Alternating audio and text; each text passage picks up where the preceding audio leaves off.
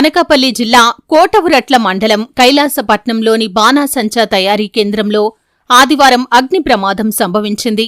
ఈ మంటల్లో చిక్కుకొని 3 వ్యక్తులు సజీవ దహనమయ్యారు. మరో 3 తీవ్రంగా గాయపడ్డారు.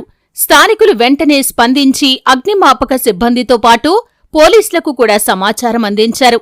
అగ్నిమాపక సిబ్బంది ఘటనా స్థలానికి చేరుకొని మంటలను ఆర్పుతున్నారు. పోలీసులు క్షతగాత్రులను సమీపంలోని ఆస్పత్రికి తరలించారు. అయితే వారికి మెరుగైన వైద్య చికిత్స కోసం నర్సీపట్నంలోని ఆస్పత్రికి తరలించారు. అయితే వారిలో 3 పరిస్థితి ఆందోళనకరంగా ఉందని తెలిపారు.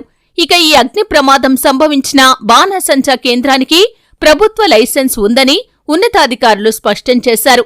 ఈ ప్రమాదంపై పోలీసులు కేసు నమోదు చేసి దర్యాప్తు చేస్తున్నారు. ఆ క్రమంలో ఈ ప్రమాదానికి గల కారణాలను ప్రత్యక్ష సాక్షులను అడిగి పోలీసులు తెలుసుకుంటున్నారు. ఘటనా స్థలాన్ని పోలీసు ఉన్నతాధికారులు సందర్శించారు. దాదాపుగా 12 మంది మృతి చెందినట్లు సమాచారం.